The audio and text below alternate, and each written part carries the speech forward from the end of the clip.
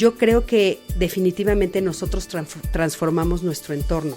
O sea, no el entorno se tiene que transformar para que nosotros seamos felices. Somos nosotros los que tenemos que transformarnos. Bienvenidos al episodio 21 de Conversaciones DLC, un podcast de lo cotidiano y lo no tanto. Yo soy Efraín Mendicuti y como saben, mi intención al crear este espacio es conversar con distintos líderes de pensamiento, de negocios, de educación y cultura en el mundo de habla hispana y compartir con ustedes cómo estos líderes, con su trabajo y con su ejemplo, nos muestran a todos cómo todos podemos hacer en nuestras vidas de lo cotidiano algo extraordinario. ¡Comenzamos!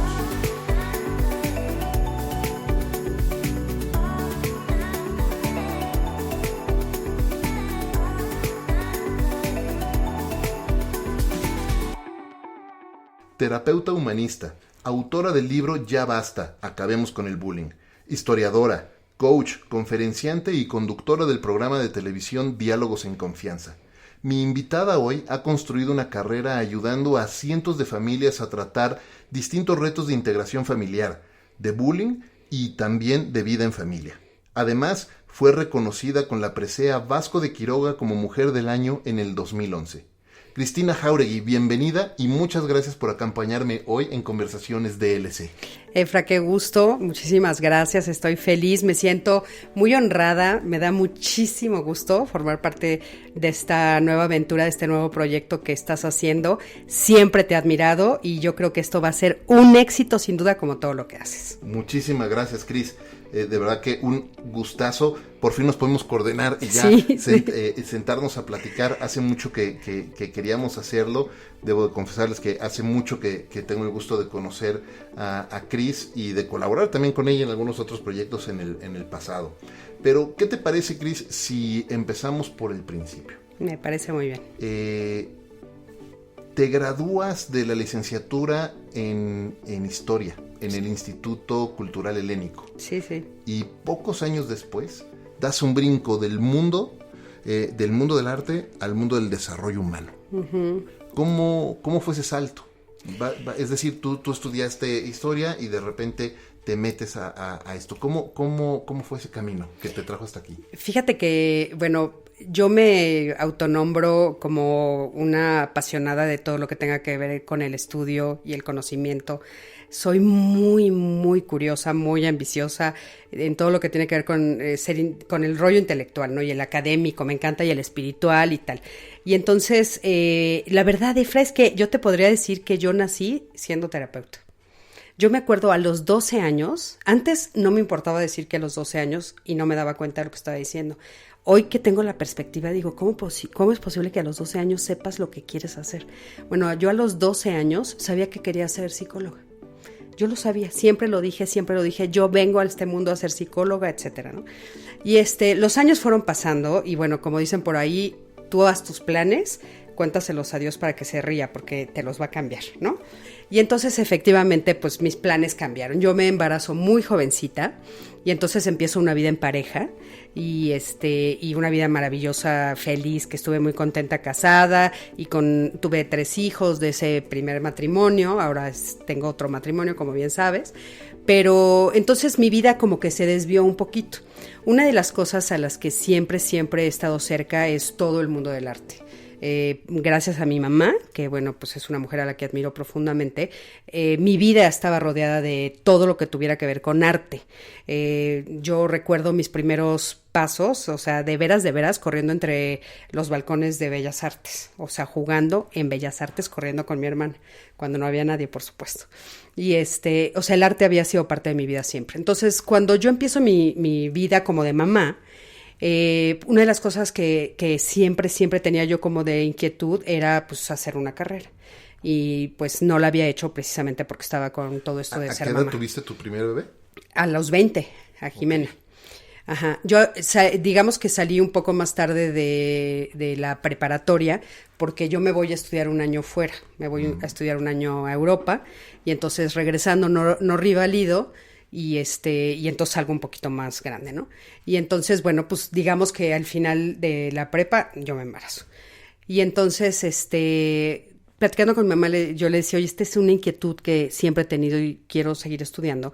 Y entonces me comenta de esta posibilidad de estudiar en el Instituto Helénico, que en ese entonces y todavía creo que es más o menos similar, era como una extensión de la UNAM.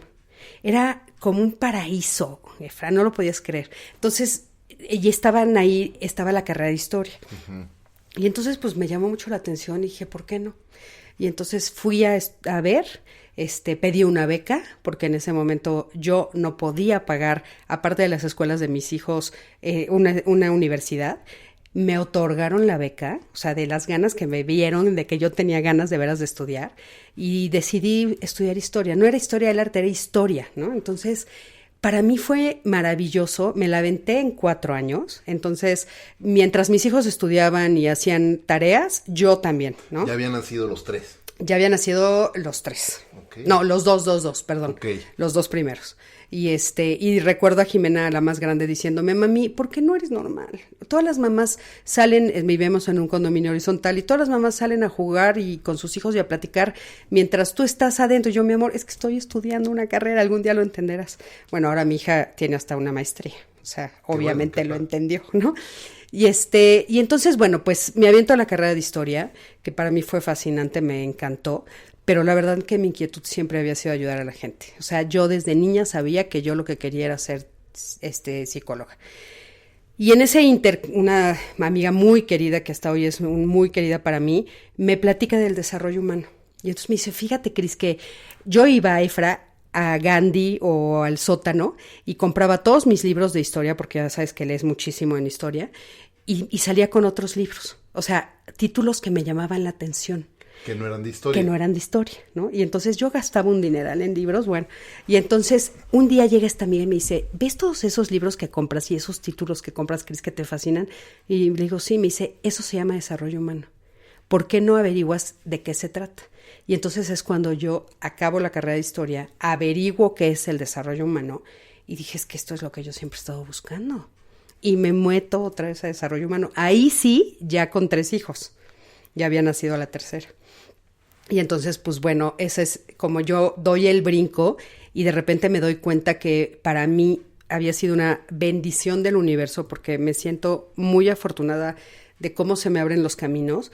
Haber estudiado la carrera de historia fue maravilloso, porque de repente me dio una forma de ver el mundo que tenía mucho que ver con el desarrollo humano, y sobre todo, por ejemplo, esto de leer entre líneas, Efra.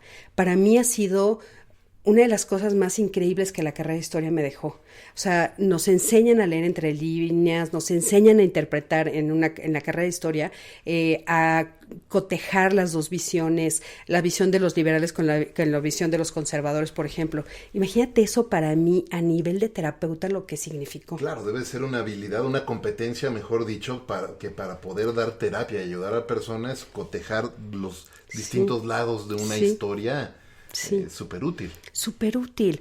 Y entonces, claro, ahí es cuando yo me doy cuenta, claro que voy a poder ser terapeuta de pareja, ¿no? Y entonces empiezo mi camino en el desarrollo humano con muchísima pasión, me encanta todo lo que tiene que ver con el desarrollo humano y me encuentro como llegando a casa. ¿Qué estudia uno para ser terapeuta?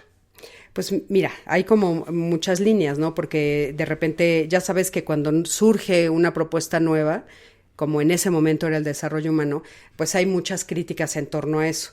A mí una de las cosas que me fascinó del desarrollo humano, que tenía que ver mucho con esta visión que sí adquirí en la carrera de historia, era esta visión humanista. Cuando yo estudié a los humanistas en la carrera de historia, yo dije, es que yo soy humanista, ¿no? Esa es mi teoría de vida, es mi filosofía, ¿no? Entonces, cuando me dicen desarrollo humano, yo dije, a ver, ¿de qué se trata esto? ¿No? Y entonces cuando me empiezan a platicar del desarrollo humano, me doy cuenta que la visión que tenía el desarrollo humano, la visión que te ofrece un desarrollista, era justo mi filosofía de vida, que tiene que ver con cómo le ayudas al otro a ver su mejor versión, a convertirse en su mejor versión, en vez de estar parado en todas las cosas negativas y en pensar que las personas somos malas por naturaleza o que tendemos a la maldad por naturaleza o que tendemos a las cosas negativas, digamos, podemos tender a las cosas positivas, a inclusive pues convertirnos en la mejor versión de nosotros mismos. Todo esto que tiene que ver con bueno, lo que dice Maslow, ¿no? Subir en la pirámide hasta llegar a la parte más alta de la pirámide, que es la autorrealización. Entonces, yo sí creo en eso. O sea, yo creo que la misión de vida que nosotros tenemos es justamente, pues, exactamente tratar de convertirnos o trabajar para convertirnos en nuestra mejor posibilidad. Entonces, esa es, o sea, una de las posibilidades que te da el desarrollo humano, la carrera de desarrollo humano o el estudio de desarrollo humano, depende cómo lo hayas tomado, es la posibilidad de trabajar con personas, que es lo que me preguntabas, o sea, ¿cómo te vuelves terapeuta? O sea, tú puedes tener varias líneas, una es convertirte en terapeuta y entonces dar terapia a nivel personal, de pareja, en fin, lo que tú hayas decidido estudiar, o pues utilizarlo para otras cosas, porque por ejemplo también puedes trabajar en alguna empresa, puedes trabajar en diferentes lugares donde puedes ayudar a las personas también a través del desarrollo humano. O sea, es un campo enorme, ¿no? Te escucho hablar de cómo ayudar a las personas en convertirse en esa mejor versión de sí mismos y mantenerse en ese crecimiento constante. Y me recordaste justo a un episodio de un podcast que me gusta mucho escuchar, que es Impact Theory, con Tom Bilyeu, y platicaba con George Monfort, que es un coach de alto rendimiento que ha trabajado con atletas como Stephen Curry, como Michael Jordan, etc. Y él platicaba, él es una persona que era adicto a la heroína y que, vaya, la pasó muy mal. Pero después se internó durante no sé cuántos años a vivir en una especie de convento budista, ¿no? No de convento, es la palabra equivocada, de monasterio, perdón. Ajá, exacto. Budista. Y empezó a entender que la mejor versión de sí mismo que él buscaba no estaba afuera, sino adentro de él. Uh-huh. Y entonces empieza a hablar a cómo empezar a destilarse a sí mismo de alguna manera, ¿no? Por decirlo de alguna manera, hasta llegar a esa persona ideal que él quería. Entonces, en lugar de buscarlo afuera, tenía que estar trabajando desde dentro. Y estoy completamente de acuerdo, sin duda. Yo siempre me he mantenido en la idea y lo sostengo, ¿no? De que estas personas que de repente te dicen, oye, me voy a ir a encontrar a la India, ¿no? Me voy a ir a encontrar a otro lado. ¿Y te tienes que ir hasta la India a encontrarte? Yo le digo, si no te encuentras en tu casa, o sea, en el jardín de tu casa, no te vas a encontrar en la India, ¿eh? Es una metáfora, pero realmente yo también lo creo. O sea, yo sí creo que el secreto está en nuestro propio crecimiento, Efra. O sea, yo creo que definitivamente nosotros transformamos nuestro entorno. O sea, no el entorno se tiene que transformar para que nosotros seamos felices. Somos nosotros los que tenemos que transformarnos. Y siempre he pensado, o sea, me hago todo el tiempo una pregunta de, bueno, ¿a qué venimos? O sea, me encanta de repente ver estas fotos del Hubble, o todas las fotos que mandan del espacio. O sea, soy una fanática, me fascina, de veras muy seguido las veo, para tener proporción de las cosas, ¿no? Y de repente darme cuenta que estamos en un mundo pequeñito, donde de repente las cosas por las que peleamos, o las cosas que son importantes, no lo son. No lo son. O sea, por ejemplo, la gente pelea por cosas materiales y no se las van a llevar. Es más, ni el cuerpo te vas a llevar. Lo acabo de escribir en un artículo, así textual. O sea, ni el cuerpo te vas a llevar, ¿no? Y estamos peleando por cosas que no tienen sentido. Y de repente se nos olvida que los pleitos tienen que ser, si es que le llamamos pleitos, pero más bien las batallas, tienen que ser internas, ¿no? Entonces me pregunto cuando veo esas fotos y de repente cuando tengo como estos momentos de reflexión, porque sí definitivamente soy una loca del mundo de las ideas, sí vivo en mi cabecita mucho tiempo y pienso, es que tiene que haber una razón por la que venimos, ¿no? Y sé que esa es la pregunta que se han hecho miles antes que yo, miles de filósofos, miles se la están haciendo al mismo tiempo que yo y miles se la harán después que yo, ¿no? Y entonces la respuesta que yo he encontrado, que a mí me tranquiliza y que a mí me gusta compartir con las personas con las que comparto mi vida y las personas que vienen a terapia conmigo y etcétera, en el canal, etcétera, pues es que yo creo que venimos, es como una escuela. ¿no? Y entonces la tierra es una escuela a la que venimos a aprender. ¿Pero qué vienes a aprender? Pues vienes a aprender cómo convertirte en tu mejor posibilidad. ¿Qué significa eso? Porque, bueno, podríamos decir, vengo a crecer, bueno, pues me quedo sentada en una hamaca y voy a crecer, pues los años van a pasar, mi cuerpo se va a estirar y yo voy a crecer y crecer hasta el punto en el que tenga que crecer. Pero no significa eso, sino es, o sea, ¿cómo le hago para, por ejemplo, no ser tan egoísta? ¿Cómo le hago para ser más amorosa? ¿Cómo le hago para ser más compasiva? ¿Qué significa la humildad, pero sin el tema religioso? ¿Qué significa el amor? O sea, ¿qué es ser una persona amorosa? ¿Cómo aprovecho mi tiempo en este mundo que es cortísimo, ¿no? Es cortísimo, Efra. O sea, cuando volteamos la mirada ya tenemos 50 años, ¿no? Entonces, ¿qué significa todo eso? Y yo creo que conforme vamos creciendo, los retos se nos van poniendo enfrente y a veces no somos capaces de verlos. De repente no nos damos cuenta que cierto problema o cierta situación a la que le llamamos problema es justo lo que nos está demostrando lo que nos falta, ¿no? Estaba hablando hace poquito con una persona que realmente uno de sus grandes problemas en este momento, porque no significa que tenga que ser por el resto de su vida, es su relación con su enojo. Cómo lo trabaja, cómo lo maneja y el efecto que eso hace a su pareja, a sus hijos, a su familia extendida, a ella misma, ¿no? El enojo que maneja todos los días. Entonces, el reto de ella en este momento de vida, en este momento que ella está viviendo, es justamente regularlo. Saber que el enojo es una de las herramientas más increíbles que podemos tener, que si la planteamos para nuestro favor, por ejemplo, pues me cuida muchísimo. Yo al enojo lo he convertido en un abuelo. Lo veo como si fuera un abuelo.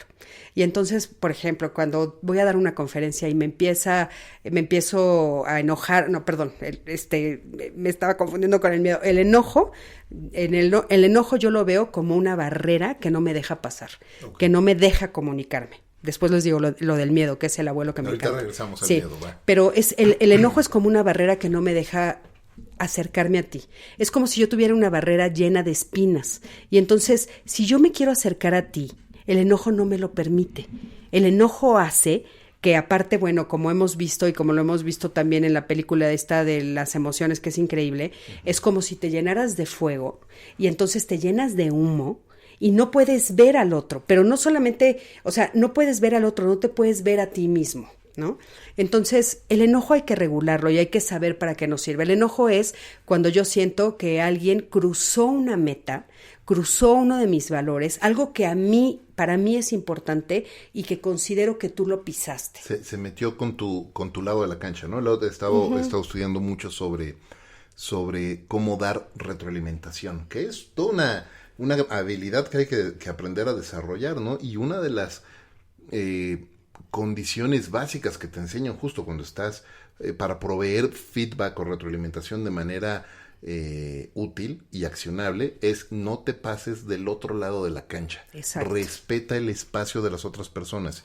Y sí, cuando te pasas de ese lado, provocas enojo. Exacto. Y platicábamos hace rato, antes de entrar de abrir micrófonos, del episodio de Mercedes, de Mercedes Jan, a quien también conoces bien. Sí, le mandamos un saludo. Y una cosa que platicaba Mercedes y que me encantó ese episodio, es que decía, nosotros cuando, estábamos hablando un poco de la amígdala y de los 3 niveles del cerebro, ¿no?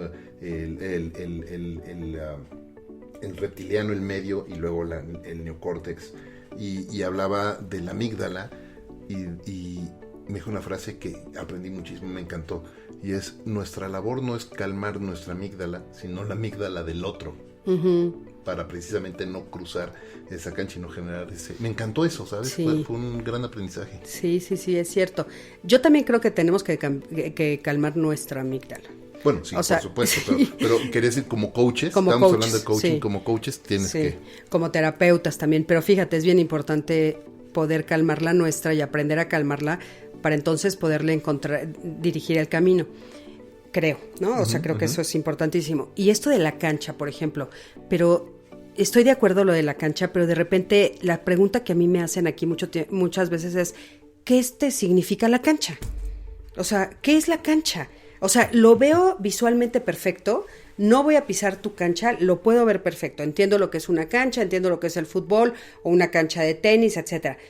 Pero, a ver, a mí, ¿de qué hablas, no? La cancha, cuando alguien me pisa la cancha o cuando yo le piso la cancha a alguien más, tiene que ver con los valores. O sea, claro. Yo tengo una escala de valores que para mí son importantes y fundamentales. Y eso tiene que, o sea, tú también tienes la tuya. Y entonces te voy a poner un ejemplo, ¿no? Si en mi escala de valores el número 1 es la libertad, o sea, para mí, por encima de todo es la libertad, ¿no? Y para ti también es importante la libertad, pero tal vez tú la tienes en el tercer lugar. Tal vez en primer lugar tienes otra cosa. Y entonces en una conversación o en alguna acción, sin darte cuenta, coartaste mi libertad, pisaste mi cancha. Pero yo tengo que ubicar ya en la relación de pareja o en la relación familiar o en la relación de trabajo, que tal vez no lo estás haciendo porque me quieres molestar, sino que para ti es el tercer lugar. Entonces yo tengo que explicarme primero a mí por qué me estoy enojando tanto. O sea, ¿cuál fue el valor que Efra pisó de mi cancha? ¿Qué es lo que a mí me está haciendo enojar tanto? Porque no eres tú. O sea, yo me enojo porque pisaron mi cancha, ¿no? Y entonces una vez que lo reconozco y me doy cuenta, lo puedo hablar. Yo puedo voltear y decirte, oye, fíjate que lo que pasa es que me sentí que habías violado mi valor de libertad. Me sentí y que no estabas respetando mi libertad y para mí es uno de los valores más importantes. Entonces imagínate la capacidad de hablar en ese nivel, Efra, pues bueno, a los acuerdos que podríamos llegar. Por supuesto, que por cierto, dentro de ese entrenamiento y estudio de cómo dar retroalimentación, eso que como lo acabas de presentar, es la manera correcta. Es decir, esto es lo que sucedió, esto es lo que yo percibí y esto es lo que me hizo sentir. Exactamente. No es lo que tú hiciste, no es lo que tú me hiciste, es lo que yo sentí, yo percibí, ¿no? Y entonces ya puede haber una conversación en la que pueda haber acuerdos para que no vuelva a pisar nadie nuestro lado o pisemos el lado de la cancha de otro. Exactamente, ¿no? Entonces, imagínate, tenemos muchas emociones y muchas creencias, muchas ideas, muchos prejuicios, ¿no? Que se van construyendo, por supuesto, pues en nuestro caminar por este mundo. Y yo creo que convertirte en tu mejor posibilidad, crecer, de repente volverte adulto, que esa palabra me encanta, o sea, cuando realmente te vuelves adulto, pues es cuando eres capaz de hacer pues una revisión de todo eso, de lo que tú haces, cómo lo haces, cómo te comportas, etcétera, y entonces decidir de una manera lo más objetiva posible. A veces por eso es muy bueno platicarlo con alguien más, que te ayuda a ser objetivo, pues qué cosas son tuyas y qué cosas no. O sea, qué prejuicios pues, tal vez quieres guardar, ¿no? O qué ideas, con cuáles ideas te quieres quedar, con qué actitudes tú quieres vivir. Con respecto a las emociones, pues bueno, tú cómo quieres expresarlas, ¿no? Y entonces, bueno, creo que cuando llegas a ese punto que aparte tiene muchísimo que ver con la conciencia y con la construcción y la extensión y con subir a niveles de conciencia más altos, digamos, por decirlo de una manera, o como lo maneja Ken Wilber, pues es de repente darte cuenta que, bueno, pues eso te estorba, ¿no? Y que entonces a mí me estorba de repente estarme enojando todo el tiempo. O como estábamos diciendo antes que me confundí y ofrezco la disculpa otra vez, lo del enojo, lo del miedo, ¿no? ¿Cómo era lo del abuelito? Sí, ahorita te cuento que el miedo es otra de las emociones que te frena mucho. De repente, pues bueno, tú, por ejemplo, pues eres muy valiente al lanzarte a hacer este podcast. Y eso no quiere decir que no, al principio de repente sientes, híjole, va a salir, no va a salir, ¿no? Les estaba contando que yo de repente cuando doy conferencias, depende del espacio, ¿no? Me acaba de pasar mi primera conferencia en el Auditorio Nacional. Imagínate ese monstruo. Y entonces, claro, pues yo estaba panicada. Y estaba sentada aquí en mi oficina y yo decía, híjole, no, es que se me va a apagar el audio, es que me voy a quedar muda, o sea, se me va a quedar la mente en blanco. Y entonces yo hace algunos años, como les estaba comentando, decidí que el miedo lo iba a convertir en un abuelo y que es mi amigo, ¿no? Y entonces me está cuidando. Pero imagínate que el miedo pues está con nosotros desde hace muchísimos siglos. Está con nosotros cuando éramos cazadores, recolectores. Y entonces nos decía, aguas, ahí viene el mamut, corre, ¿no? Después estuvo con nosotros, históricamente hablando, cuando hubo guerras. Y entonces te decía, corre porque te van a matar. Y entonces me daba miedo y tenía yo que cuidarme. Pero dar una conferencia, pues no creo que nadie me vaya a matar dando una conferencia. Y entonces empiezas a pensar, me van a abuchear, me van a aventar jitomates, se va a apagar la luz, insisto, ¿no? Y entonces yo literal volteo y hablo con él. Entonces le digo, a ver, solo vamos a dar una conferencia. De veras, te lo juro que solo vamos a dar una conferencia. No pasa nada, ¿no? Y esto, ¿sabes qué? Lo aprendí de Brené Brown, que tanto te gusta. Me recordaste también mucho a una entrevista que le hicieron a... se me olvidó. Tenía el nombre aquí, a Liz... Gilbert. A Liz Gilbert. También hablaban justo de eso. Es decir, ella decía, me subo al auto y me va acompañando. El miedo me va acompañando, pero no va manejando. No va manejando yo. Exactamente. Y entonces así lo visualicé. Para mí ha sido increíble verlo así. Lo convertí en mi aliado. Y entonces, para hacerlo como práctico, llegué al auditorio y bueno, estar sentada ahí al frente y de repente ya me llamaron para que pasara a dar la conferencia. No, bueno, por supuesto que me temblaban las piernas, pero yo seguí caminando. Llegué al podium para dar la conferencia y ¿qué crees lo que me pasó? Se me apagó la presentación. O sea, mi peor miedo sucedió, ¿no? Y entonces, parada ahí, yo dije, sí puedo. Sin presentación, ya lo he hecho antes. Ya estás aquí, ¿desde hace cuánto tiempo querías estar en este foro? Vamos a hacerlo, ¿no? Pero yo creo que ese es un trabajo y salió muy bien, ¿no? Y me sentí muy bien y me aplaudieron mucho y estuve yo muy contenta. Pero sí fue todo un esfuerzo interior, ¿no? Pero fue un esfuerzo interior desde antes, desde decir, ¿de veras no van a llevar jitomates? Si nos abuchean, pues ni modo, lo vamos a tener que aguantar, es algo que vamos a tener que aprender, pero no creo que suceda. Y no estamos en la guerra, nadie va a llevar un fusil y me va a matar, ¿no? Hablándole a mi abuelo el miedo.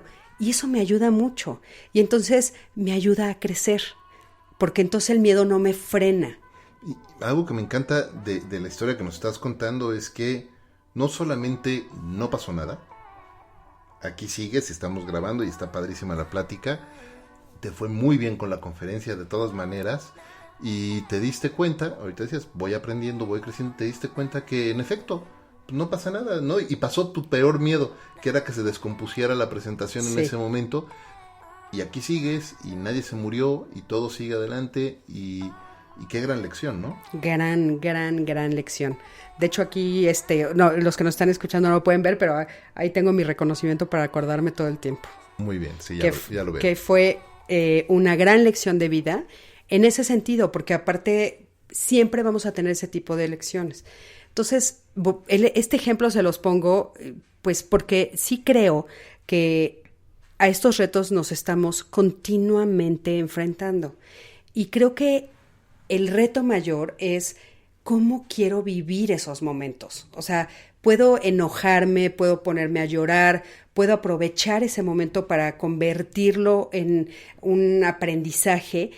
Y yo estoy convencida que eso, si es un aprendizaje, me ayuda a convertirme en una mejor persona. Me ayuda a estar más atenta la próxima vez que de una conferencia, por ejemplo, ¿no? Pero entonces imagínate hablar de eso, de absolutamente todas las emociones y revisar en cada momento, pues bueno, cómo me estoy parando, de qué manera estoy hablando, cuál es el tono de voz que estoy utilizando. Y parecería que dices, ay no, bueno, Cristina, te vas a pasar toda la vida viéndote. No, porque hay momentos en los que hay que vivir en automático para ser más eficientes, por ejemplo, cuando manejamos, ¿no? Uh-huh. Pero la verdad es que sí es bien importante y una de las frases que para mí es fundamental y que la digo todo el tiempo es importantísimo verme, oírme y sentirme.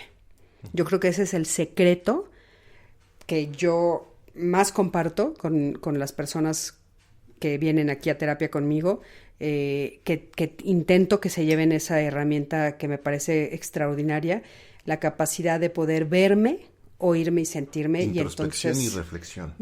Y entonces decir, esto de mí no me gusta, ¿cómo lo cambio?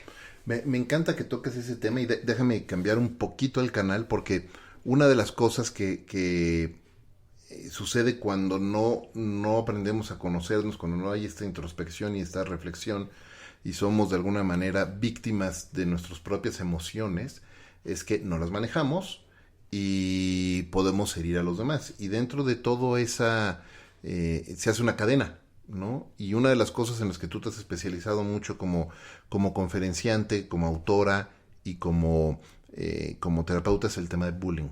Uh-huh.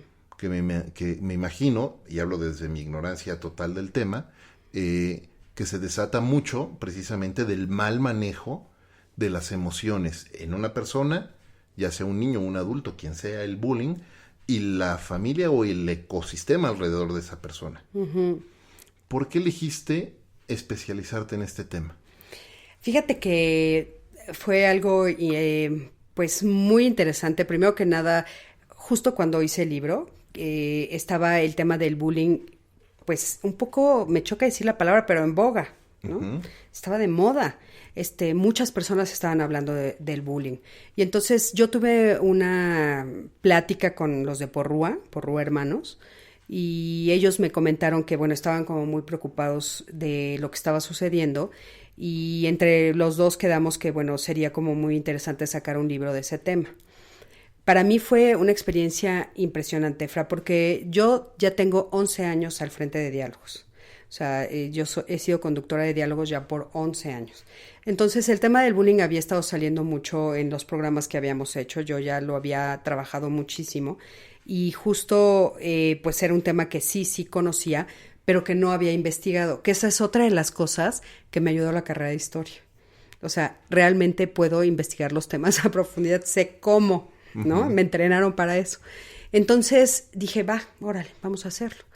Y me puse a investigar. Tuve la oportunidad de, pues, hacer una pregunta a través de las redes sociales, de preguntarles a las personas que me siguen, pues si tenían historias de bullying, que si tenían historias donde ellos habían sido los bullies, que si tenían historias donde ellos fueran las mamás, que fueran testigos de que alguno de sus hijos hubiera sufrido esta situación. Y me puse a estudiar libros de otros países, traté de buscar libros en México, había muy pocos, no había realmente muchos, la verdad, 1 o 2, de diferentes autoras que todavía están escribiendo sobre el tema. Y yo me preguntaba, bueno, ¿cuál es la diferencia? ¿Por qué nosotros somos el número 1 en México en bullying?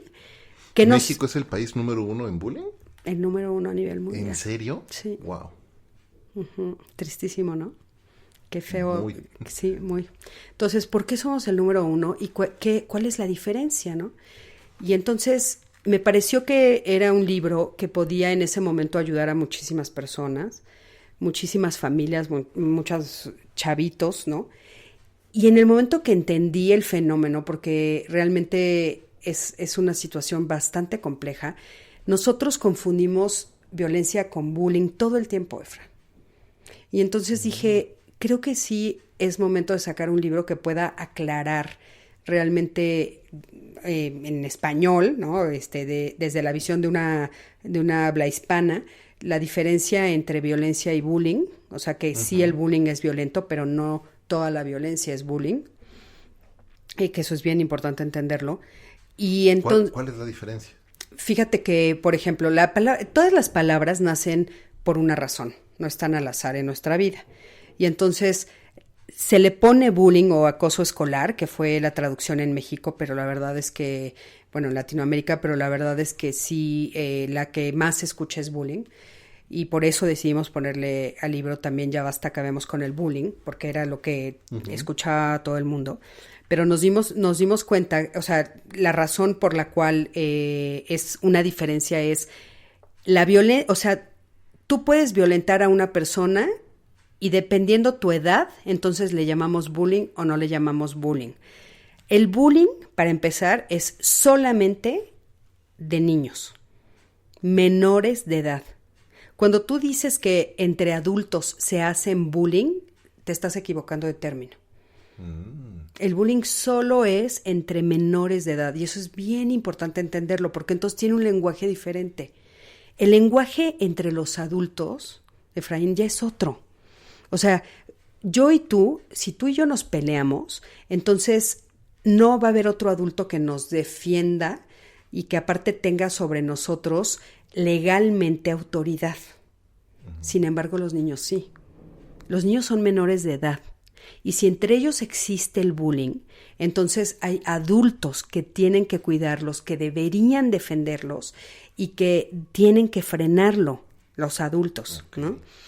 Pero el bullying entre adultos ya es otra cosa, puede ser acoso, el bullying entre adultos puede ser violencia, el bullying entre adultos se puede llamar, por ejemplo, si es de un jefe a un subalterno, se llama bossing, ¿no?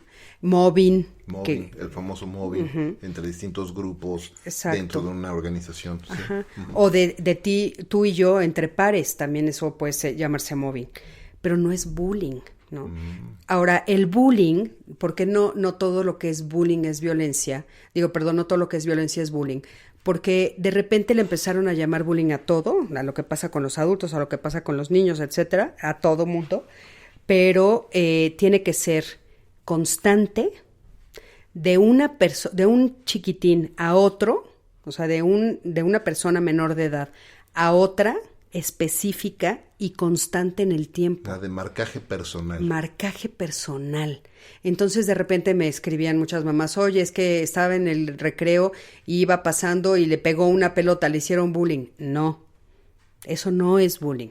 O sea, si todas las veces que él baja recreo, el mismo chavito le avienta la pelota a tu hijo, sí le está haciendo bullying. Pero si él estaba caminando y de repente le pegaron con una bola de fútbol, fue un accidente, no es bullying. Claro. ¿Sí me explicó? O de repente, por ejemplo, esto que también sucedía, se oía, ¿no? 2 chavos que se pelearon por una niña, porque los 2 querían ser novios de la chavita, ¿no? Y entonces decidieron afuera de la escuela darse de golpes para ver cuál de los 2 se ganaba a la chava. Eso no es bullying. ¿Sí me explicó? De acuerdo. De repente también me decían, es que la maestra le está haciendo bullying porque le exige mucha tarea. No, eso no es bullying. ¿Cómo ha cambiado y cómo hay que reeducar de alguna manera también a los padres de familia? Decir, hey, hay que hacer trabajo, hay que enseñarles a ser disciplinados, a establecer rutinas y a establecer una ética de trabajo desde pequeños. Y para eso son las tareas, no para dejarlos que no descansen y que no sean niños. Claro que hay que tener el espacio para que sean niños, pero también hay que enseñarles una ética de trabajo y una disciplina. Y eso es parte de la tarea del trabajo en casa, ¿no? Por supuesto. Oye, mencionabas hace rato, 11 años al frente de Diálogos en Confianza. ¿Cómo llegaste a Diálogos? Esa historia también es maravillosa, me encanta. Fíjate que yo llego a Canal 11 justo después de estudiar desarrollo humano. Empiezo a tener como participación en diferentes medios de comunicación como especialista en desarrollo humano. Les gusta mi voz, les gusta el tono en el que yo hablo, les gusta la claridad en los conceptos que digo y entonces empiezan a invitarme, ¿no? Me invitaron muchas veces a TV Azteca, me invitaron muchas veces a Televisa, a diferentes programas de radio y me invitaban muy seguido a Canal 11. Y entonces yo hablé con alguien de Canal 11 que conocía en ese momento que estaba de directora de producción y le platiqué mi inquietud de poder hacer como cápsulas, que hasta hoy es mi inquietud todavía, de hacer cápsulas como de noticias positivas. Yo le decía, ¿por qué todo tiene que ser negativo? ¿Por qué no hacemos algo positivo? Así, ¿no? Y eso yo le llegué con ella y le hice la propuesta. Y entonces le dije, oye, ¿no me podrías ayudar a hacer como una propuesta? Porque pues, yo no estudié comunicación, para presentarla, ¿no? Y me dijo, ¿a quién se la quieres presentar? Le dije, pues no sé, a TV Azteca, Televisa, algún televisora que la quiera. Y entonces me dice, ¿cómo, Cris? ¿Tú quisieras conducir y estar así? Y le dije, pues no sé si conducir, pero me gustaría hacer cápsulas de comunicación, ¿no? Yo ya había estado muchas veces en Diálogos como especialista. Y Y entonces, como invitada. Como invitada, especialista. Ajá. ¿Cuántos años tiene el programa?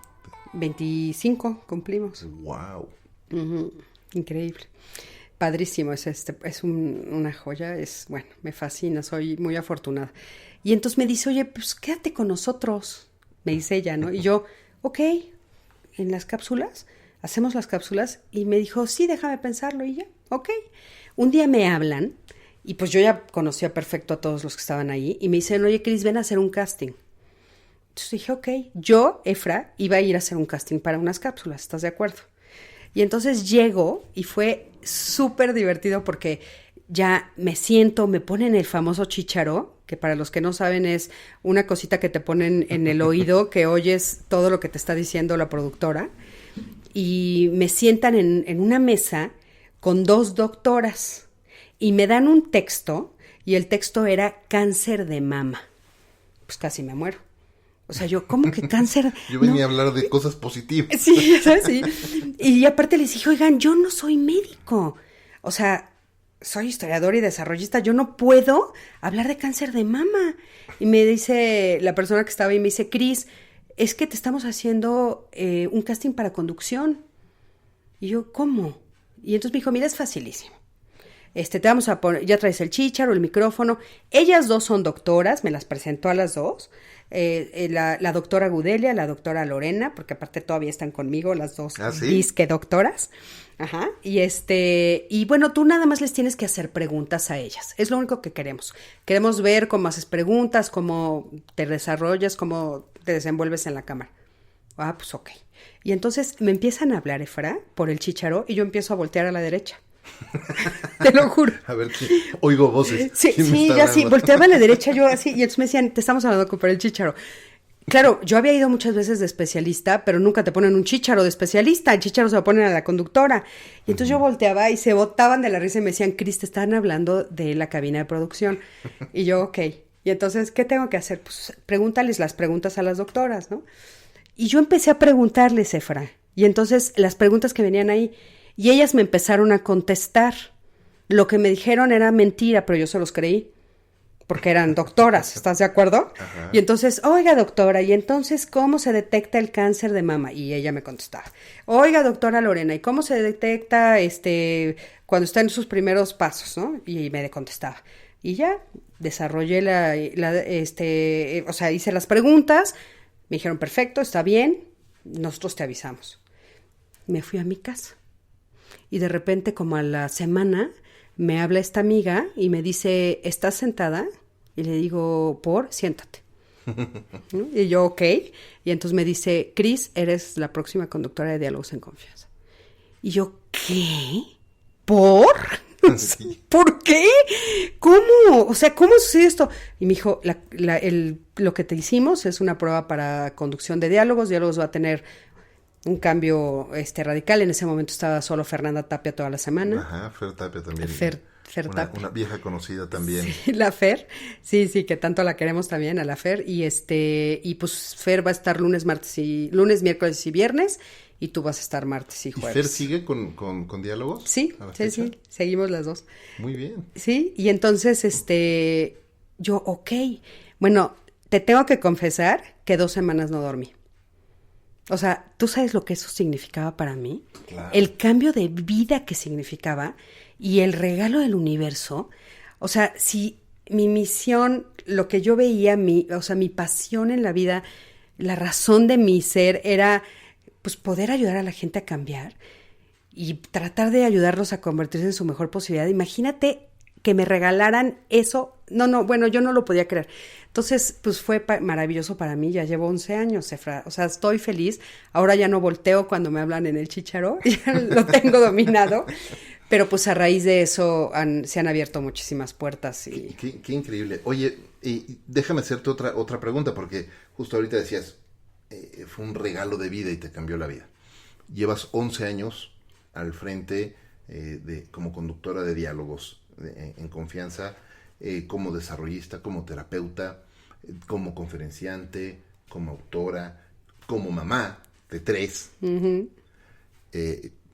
Como pareja. Como pareja, ¿no? Tienes distintos roles. Uh-huh. ¿Cómo balanceas hoy todos esos roles en los que juegas el día a día, todos los días. Y no nada más, esos, también me faltó el de empresaria. Entonces, ¿cómo mantienes ese balance entre todos esos roles en el día a día?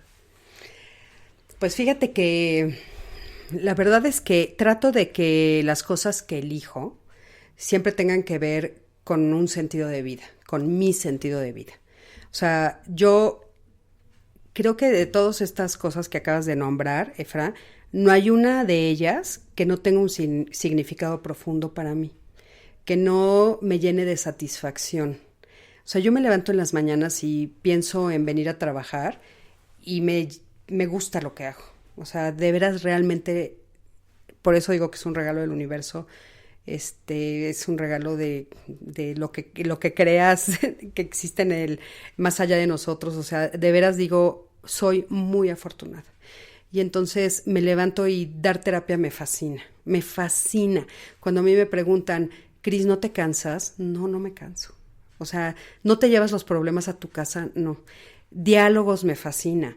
Escribir, bueno, me vuelve loca, porque ahorita estoy escribiendo mi columna en el semanario, el libro de Ya basta, acabemos con el bullying. Y a veces un poco lo que me pasa, Efra, es que tengo que tomar decisiones en los momentos en los que las cosas me enfrentan. Por ejemplo, me fascinaría seguir escribiendo libros. Tengo no sabes cuántos en el tintero, pero en este momento no puedo, porque tengo que elegir otras cosas. Por ejemplo, tengo que comer, ¿no? Este mundo también se maneja con monedas y billetes. Y entonces de repente tengo que decidir algunas cosas que sí me van a dar esa posibilidad de seguir manteniéndome y seguir produciendo. Entonces creo que el momento llegará.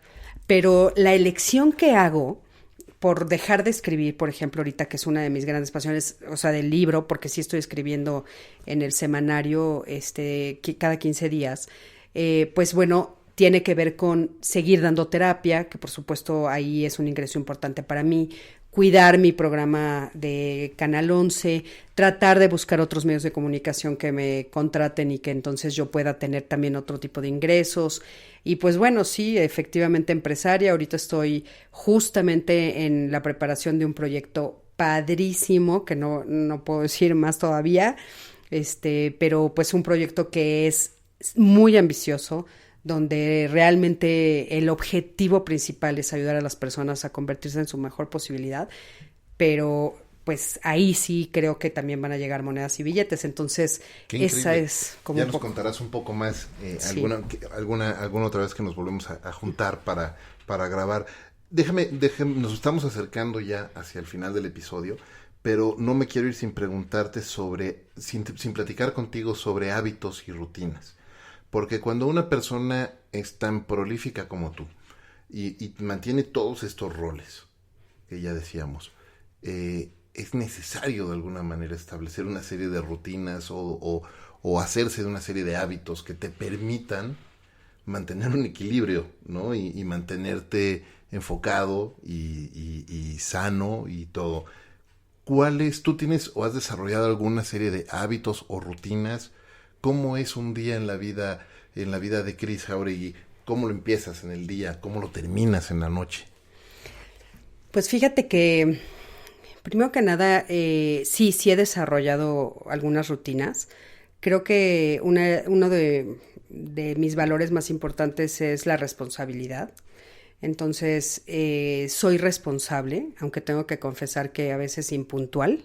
Eso la verdad es que es una de las cosas que tengo que seguir trabajando en parte de mi crecimiento, pero soy muy responsable, ¿no? Entonces, sí respondo a los proyectos a los que me comprometo. Entonces, para responder a esos proyectos, pues bueno, hay definitivamente cosas que tengo que hacer, como por ejemplo despertarme temprano, ¿no?